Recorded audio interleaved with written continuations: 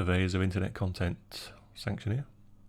I want to do a quick video today, really just talking about what my current pre-master chain is, let's call it. So the things I do on my master output before I send a track to be mastered or I master the track myself. And if you've been following the channel for any period of time, you'll know that music doesn't have to be complicated to make, and I'm hopefully going to show you that getting a nice output out of your DAW doesn't have to be complicated either. So crack on. So obviously the first thing you want to do is try and mix the track as well as you can. You know, if it sounds good going into your master output, it's going to sound good coming out of it, hopefully. But there are a couple of things that I do to help that process along. I'm going to use this track called Body Action, which is a track off the new Bunter and Sanxion album called 1993, coming out later in the year. But I pretty much do this on every track. So the first thing I do is you'll see this thing called Morph It, which is a headphone correction curve EQ thing, I guess you would call it. So what I do, I put in the curve for my headphones. At the time I made this track, I was using Brainworx DT990 Pros. Eagle-eyed viewers will notice I'm not using those today. And what it does really is it takes away all the nice things that your headphones do to make them sound good, and makes them maybe more flat, I guess. So it makes you maybe make some slightly better decisions about your mix downs and EQs that'll translate to lots of other sets of speakers and headphones, maybe better than they would if you didn't do that. It's a very subtle kind of thing.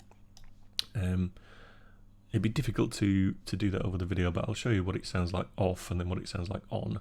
So here's a little bit of the track with it off, and I'll turn it on, and it'll probably make things sound muddy and more weirdly mid-range for you. But when you've got the 990s on, it just makes them sound flatter. And with that on, you'll actually notice a couple of mix things I did. I think maybe on this break. Yeah, so it made me want to push these tops a little bit on that aim and break there. It made me want to scoop out more mid-range there. And basically, the way I think about it is, if I listen to the track without Morph It on, I want kind of my EQ to match what that sounds like when I've got Morph It turned on.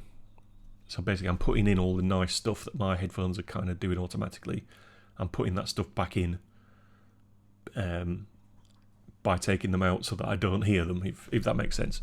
It's a very subtle thing, but it just makes you make slightly better choices, I think, on the mix down. And you don't have to use Morph It. There's a couple of pieces of software that do the same. I think there's a Sonarworks have a version that does the thing. The Morph It's quite inexpensive though, and I liked the curve a little bit better than the Sonarworks one when I tried them out. But yeah, so that's the first thing I do, and then I'll go through and just check my mix sounds good still. Once I've done that, turn that off, because we know that's fine. The next thing I do is use this Brainworx Bx Digital, and really all this is a mid-side EQ. So basically you can EQ the mono and the stereo separately. And I've made myself a little starter patch that I always start with, but I'm really only doing 3 really simple things. And I didn't come up with this idea. This is from, it was an old Point Blank video that I saw. And he was basically talking about mixing down like indie rock, but the concepts are still the same, right? And the reason I like this rather than just using a normal mid-side EQ is these 2 buttons here, right? Bass shift and presence shift. And if I just move them, you'll kind of see what they do. And what they do really is they kind of, once you've done your low cut, I've got a low cut here at 30 Hz, just really cutting the bottom of everything out, but only a very gentle curve. But what bass shift does is it gives you a little bump around, I guess that's all like 70 or 80 Hz, but also pulls down below that and pulls down above that. And that's kind of like, I guess, what a Pultec EQ does with its curves. old style kind of hardware EQ, and it has the impression of making your bass sound a little bit more solid, but without going mental kind of on the EQ and getting distorted and stuff. And presence shift does exactly the same, but at the top. So, you know, your presence there, what's that like, 15k? So it's giving you a little bump at 15k, but also pulling down before that around sort of 7 or 8, and above that as well. And like, it's a very subtle thing, but if we just pick a part of the track, and we'll do some A and B on and off.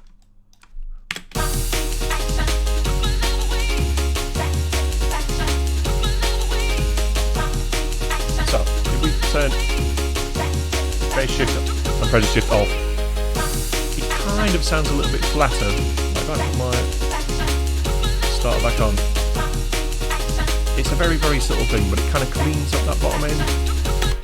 Cleans up that bottom end a little bit, cleans up that top end a little bit. But it's only very, very subtle changes. And then the other thing I do, if you look in, is this stereo section. If we solo just the stereo section, all you're doing there is hearing the sides. And hopefully YouTube's compression doesn't kill this.